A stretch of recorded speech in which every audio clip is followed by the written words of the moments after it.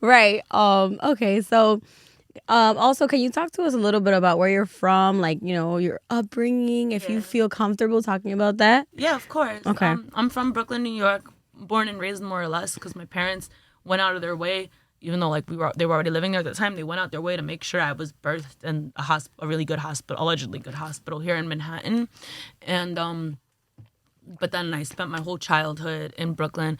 I went to college at Brooklyn College, so I'm very Brooklyn.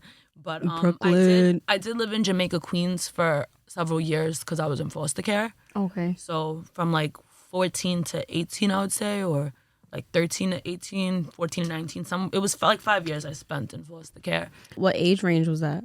All through my high school years, and then going into college. So I would say, yeah, 14 and 19. Okay. And then how was that for you?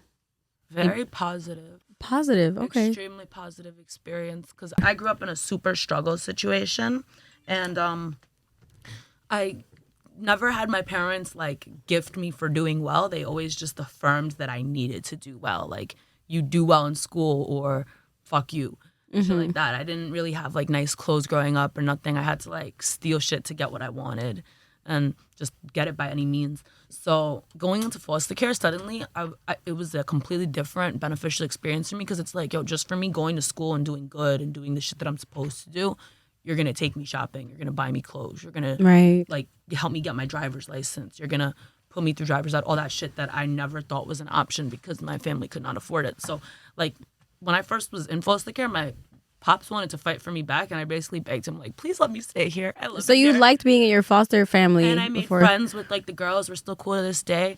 There was actually one girl living among us who like became an activist. She's famous, India Moore. Shout out India Moore, because she's like stupid famous now too. She blew up so much, and I'm so proud of her. It's crazy. She was like she was a spokesperson for Louis Vuitton. I believe their pronouns are they and them now though, so I don't want to use the wrong pronouns, but yeah, just in case I'll say they them, because it's safe, I think.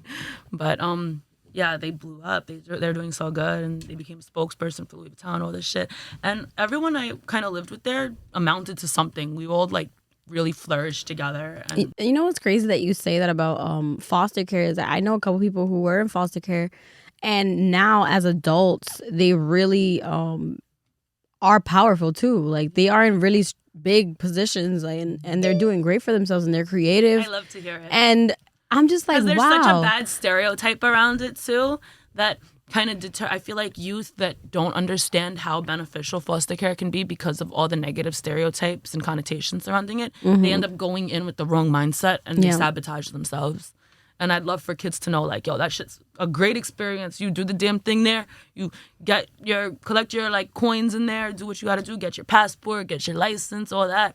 Live your best life. Grow up from that shit. Yeah, because I know that, unfortunately, not everybody has the opportunity to grow up with a family in the foster care system who is also trying to do things for their benefit. Like, some people might end up with a family who's scumbags. You fight, as I know it's hard as youth, but you fight for your right to get the right placement and the things that you're entitled to. Because all that shit that I got, it's literally shit that I didn't know as a kid anyone in foster care is supposed to be entitled to. So you fight for that right, because there are scumbags out there, and there are ways that you can try your best to get out of those situations, and those are really tragic, and I really empathize with that too.